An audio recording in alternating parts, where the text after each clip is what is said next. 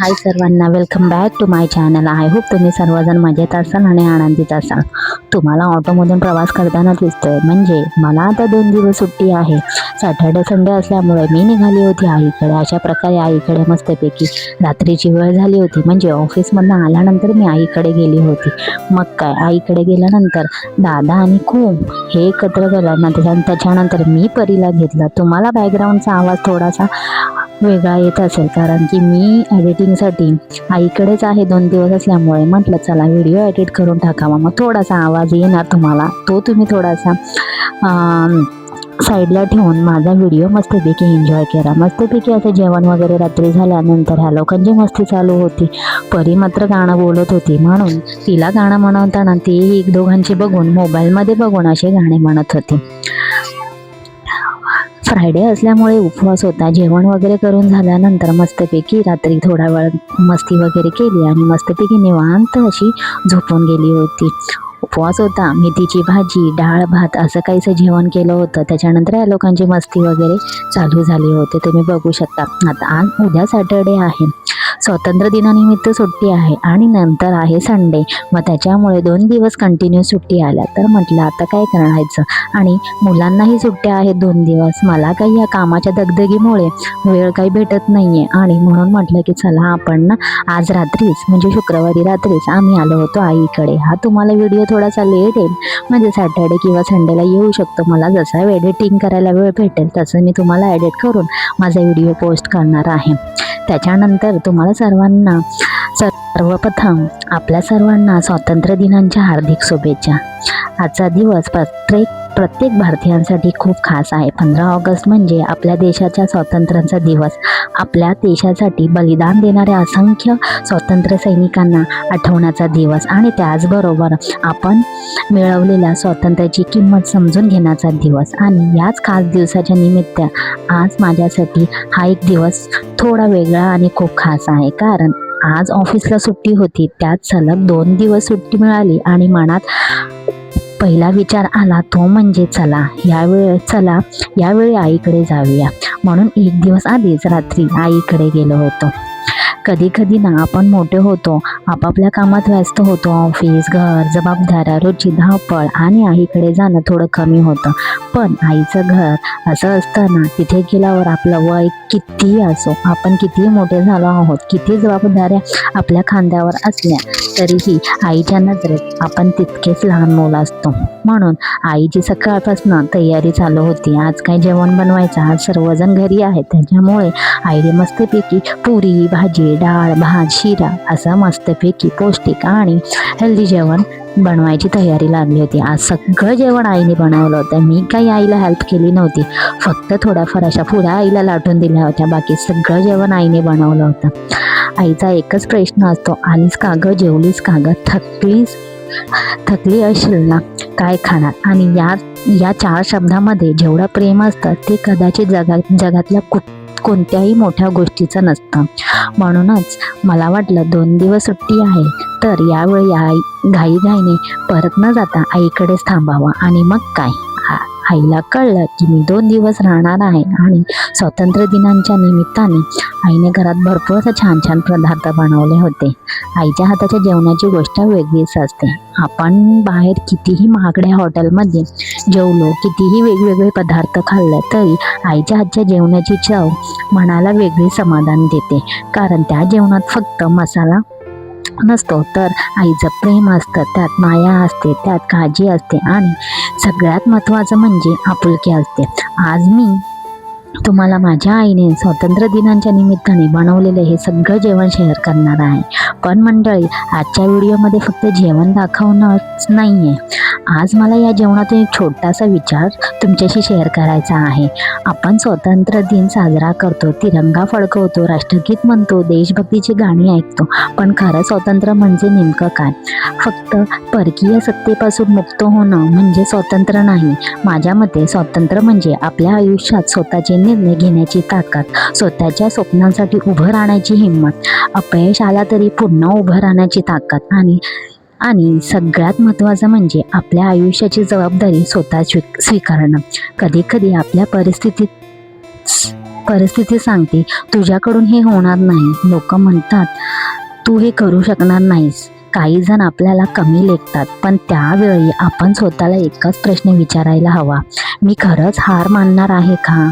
नाही. जोपर्यंत आपण स्वतःवर हार मानत नाही तोपर्यंत आपण हारलेलो नसतो. आयुष्यात कितीही अडचणी आल्या, कितीही संकट आलं तरी स्वतःवरचा विश्वास सोडू नका. कारण परिस्थिती कायम एकसारखी राहत नाही. आज कठीण दिवस असतो तर उद्या चांगला दिवस नक्की येऊ शकतो. फक्त आपण प्रयत्न सोडायचा नाही.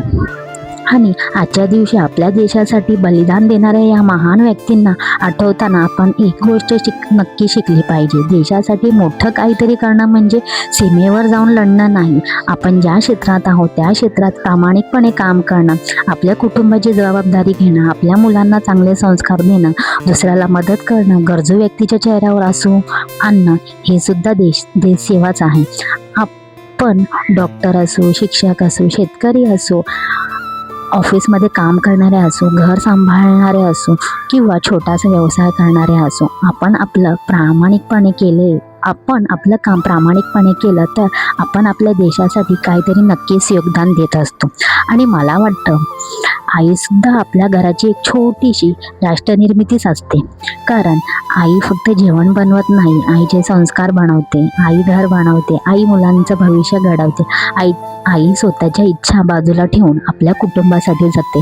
म्हणून आज माझ्या आईच्या हातचं हे जेवण दाखवायला मला मनापासून आवडेल. आईच्या हातची चव फक्त ही चव नसते, ती आपल्या बालपणाची आठवण असते, ती आपल्या घराची ओळख असते आणि ती मनाला मिळणारी एक वेगळी शांतता असते. म्हणूनच मंडळी, तुम्ही कितीही मोठे व्हा, कितीही व्यस्त व्हा, पण आई वडिलांसाठी वेळ काढा, त्यांच्यासोबत बसा, त्यांच्याशी 2 शब्द बोला, त्यांच्या हाताचं जेवण खा. कारण पैसा पुन्हा कमवता येतो, काम पुन्हा करता येतं, पण गेलेली वेळ परत मिळत नाही. आज आई माझ्यासाठी म्हणजे सगळ्यांसाठी इतकं सगळं करत होती, प्रेमाने बनवत होती. हे पाहताना मला एक गोष्ट जाणवत होती. आपल्या आयुष्यात काही नाती अशी असतात ज्यांची किंमत आपण शब्दात कधीच सांगू शकत नाही. त्यापैकी एक आई. म्हणून आजचा दिवस माझ्यासाठी 2 कारणांसाठी खास आहे. एक म्हणजे आपल्या भारताचा स्वातंत्र्य दिन आणि दुसरा म्हणजे मला माझ्या आईसोबत 2 दिवस मनमुक्त वेळ घालवायला मिळाला. कधी कधी आनंदासाठी मोठ्या गोष्टीची गरज नसते. इकडे 2 दिवस राहणं, आईच्या हातचं गरमागरम जेवण, घरच्या माणसांसोबत गप्पा आणि मनापासून मिळालं प्रेम, बस यापेक्षा मोठी श्रीमंत दुसरी कोणती असू शकते हो. मंडळी, आज स्वातंत्र्य दिनानिमित्त तुम्हाला एक गोष्ट छोटीशी विनंती आहे. आपल्या आयुष्यात ज्या गोष्टीसाठी आपण सतत धावत असतो त्या गोष्टी नक्की मिळवा, पण त्या मिळवताना आपल्या माणसांना विसरू नका. स्वप्नांसाठी मेहनत करा, पण आपल्या माणसांच्या चेहऱ्यावरचं हसूही जपा आणि स्वतःच्या आयुष्याबद्दल एक निर्णय आज घ्या. काहीही झालं तरी मी हार मानणार नाही. मी माझ्या स्वप्नांसाठी प्रयत्न करणार, मी स्वतःवर विश्वास ठेवणार आणि माझ्या आयुष्यात जे काही मिळालं आहे त्याबद्दल कृतज्ञता राहणार. कारण स्वातंत्र्य म्हणजे फक्त बंधनातून मुक्त होणं नाही, स्वातंत्र्य म्हणजे स्वतःच्या आयुष्याला योग्य दिशा देण्याची जबाबदारी स्वीकारणं. आणि शेवटी एकच म्हणते, आपल्या देशाचा तिरंगा नेहमी अभिमानाने उंच फडकत राहतो. आपल्या देशाची प्रगती होत राहते.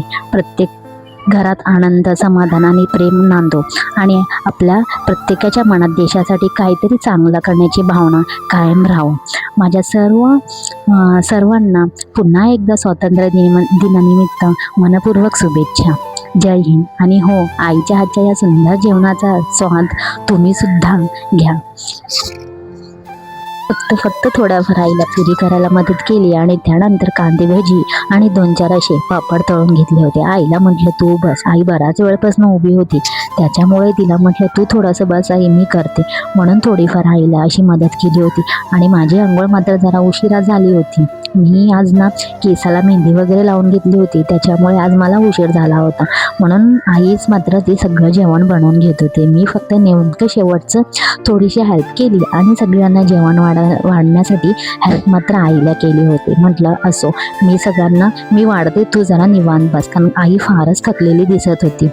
आईचा वर्षावासाचा उपवास चालू आहे 3 महिन्याचा, त्याच्यामुळे ती थकून जात आहे आणि ती एकदाच जेवण करत असल्यामुळे ती थकल्यासारखी वाटत असल्यामुळे मी तिला म्हटलं की मी करते. मग अशा प्रकारे मी भजी आणि पापड वगैरे असे फ्राय करून घेतले आणि त्याच्यानंतर सगळं लादी वगैरे पुसून झाल्यानंतर म्हटलं आपण आता जेवण करून घेऊया आणि मस्तपैकी मी सगळ्यांना जेवण वाढत होती. हातच्या या सुंदर जेवणाचा स्वाद तुम्ही सुद्धा माझ्यासोबत घ्या.